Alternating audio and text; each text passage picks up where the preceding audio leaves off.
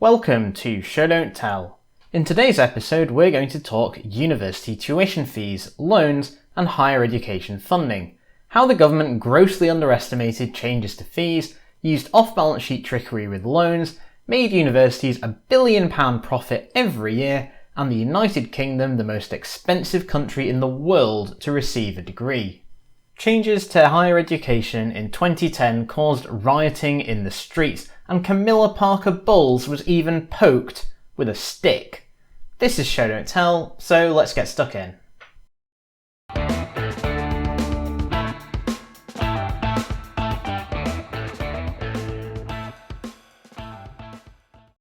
The debacle of higher education is a story told in 3 chapters: changes to tuition fees, changes to student loans, and changes to university funding. Let's begin with tuition fees. Back in the 1960s, only around 200,000 students were at university, but the government would pay for your entire education and living expenses without any expectation of repayment. Since then, with the goal of having 50% of young people attend university, total student numbers have increased tenfold to 2.3 million today. Although a noble goal, government didn't like the cost of sending so many people to university, so in 1998 tuition fees were introduced. Back then, fees were £1,000 per annum, rising to £3,000 in 2006. Then in 2012, fees changed to a new range of £6,000 to £9,000. At the time the government introduced this policy, they expected the average degree to cost £7,500. But today, the majority of universities charge the maximum allowable price for every single degree. With inflation uplifts, the average cost of a degree in 2018 is an eye-watering £9,012 a year. So what happened to the expectation of £6,000 degrees? What went wrong? Well, the answer is reassuringly simple: incompetence. The government believed the Office for Fair Access, or OFFA, with a staff of just 4 people, would be responsible for controlling and restricting fees. They thought OFFA could withdraw funding, even fine universities for not using £9,000 fees correctly. However, there was a flaw.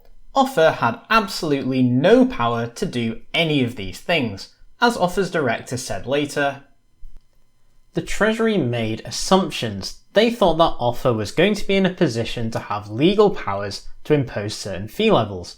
How they came to that view I cannot say, because it was obvious to me from day one that OFFA didn't. Now the government is in some difficulty in limiting expenditure to the levels that the Treasury has assumed. And to the surprise of nobody, Cambridge University announced in early 2011 it would be charging the maximum fee allowable, and most universities quickly followed suit, leading to the system we have today. And the resulting monopoly of £9,000 flat fees is absolute madness. There's no difference to students in cost regardless of what course they study or where they receive their degree. There's no connection to the cost of education or to the economic value of education received. Not that there isn't fee variation out there. For overseas and therefore unregulated students, the cost for undergraduate degrees varies wildly between both universities and courses. The same is true for unregulated postgraduate degrees. Indeed, the Brown Report in 2010 argued against a fee cap precisely to avoid the situation that has occurred. There's clearly market pricing out there for all degrees, but the government continues to ignore it for standard degree education. I find it madness that the government accepted and has prolonged this state of affairs. I can't say it better than the minister himself when answering a question in the first 15 minutes of the policy debate in 2010. In the light of the experience of the last government, which had a 2-tier system, there was a migration of all universities to the top of the range. They operated in effect like a cartel, and that must be stopped and must not happen again.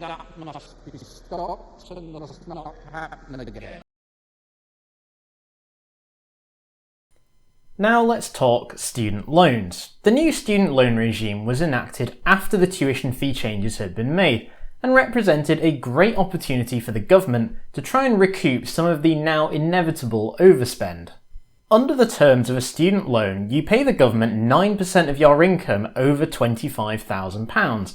If, however, after 30 years you haven't paid off the loan, then the loan is extinguished. However, the student loan is a tad perverse because if you're a particularly high earner, you can pay off your loan sooner, not make interest payments into old age, and therefore pay less for your degree than people who earn less money. So the government used the 2011 Education Act to remove the provision in the original Teaching and Higher Education Act that capped interest rates on student loans.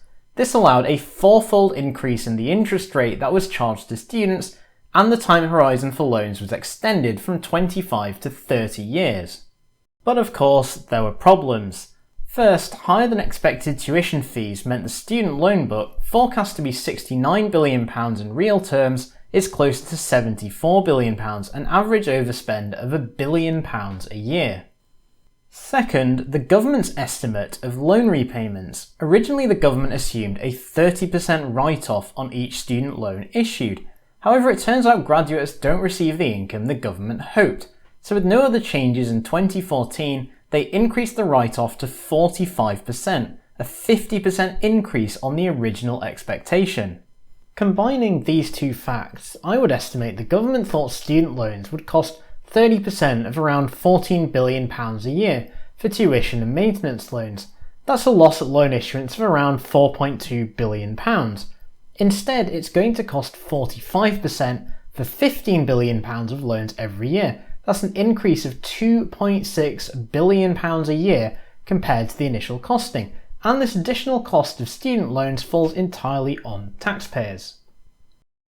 But there's another twist to this. Common sense, and in fact accounting standards for companies, would tell you the expected loss on student loans should contribute towards the budget deficit, as it's a clearly estimable loss made within the year and therefore accountable as an expense. But if you think student loans are counted in the big, important reported budget deficit, you'd be wrong. The annual budget deficit of around £40 billion does not include the £6.8 billion loss on student loans. Quite an incentive for the government to switch from grants and indirectly to perform student loan sales. All pointless shenanigans that don't benefit the population but allow political point scoring. Fantastic. And finally, let's talk about how funding for universities changed in 2012. Funding from the government is provided directly to universities through the snappily titled Higher Education Funding Council for England, now known more simply as the Office for Students. The Funding Council banded degrees into different classes and gave universities an amount of money that varied for each category. Prior to 2012, funding varied from the top Class A, clinical medical degrees, receiving around £15,000 per student, all the way down to Class D, classroom-only subjects, which received around £4,000 per student. When shifting the burden of university onto students and away from the government, these were the funding rates that were reduced following the 2012 fee changes. As you can see, support for the higher class degrees has reduced, but support at the lower end has been abolished entirely. Those Class D, classroom-only degrees receive no money from the government at all. But remember, all degrees are charged at £9,000, not £6,000, and when we look at the change in fees versus the change in funding, you can see those Class D degrees have actually received the biggest increase in money thanks to the £9,000 flat rate. This was exactly the situation that the people who designed the tuition fee scheme did not want to occur, and it resulted in universities receiving far more money than anyone expected. Let's listen to Lord Brown, the architect of the 2010 scheme, decrying the issue at a recent Select Committee. When we set up our report, we proposed something entirely different. First of all, that universities should only charge the basic cost of educating someone on a desk-based or lecture-based subject, and the expensive subjects should be supported by subvention from the government. That fee would be £6,000, not £9,000 something.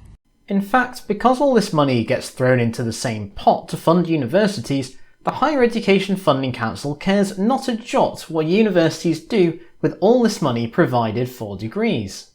As they say themselves, universities are not expected to mirror our calculations in their own internal spending, as they do not impose the burden of accounting in detail for expenditure. Well, I think when you give £1.5 billion away, you kind of can impose the burden of accountability, that maybe even people who have spent nearly £30,000 on a degree might even appreciate a little accountability for where their money went, and that with £1.5 billion at stake, universities might well bear the burden if they get that money in return. And what have these changes meant for the finances of universities? Well, it's simple. More revenue, same cost equals more profit. Universities now run the biggest financial surplus they've ever done, which I believe is largely due to the impact of these funding changes on universities. So it turns out the 2012 system is very effective, but only at transferring money from students and taxpayers to universities. And that brings us to the end of today's episode. I find it amazing that no one ever stood up and says, this system doesn't work the way it's supposed to work, and the only people who benefit are universities. Students are worse off, the government's worse off, all the woes of the sector are just covered through extortionate pricing for most university degrees. Also, I've never read so much nonsensical jargon in my life as when ploughing through this topic. I'm going to propose a transformational footprint to widen sustainable, collaborative development outcomes. I'll fill in the details later, but if any Vice-Chancellor is interested in knowing more, feel free to get in touch. Anyway, I hope you enjoyed this episode. This is Show Don't Tell, and I'll see you next time.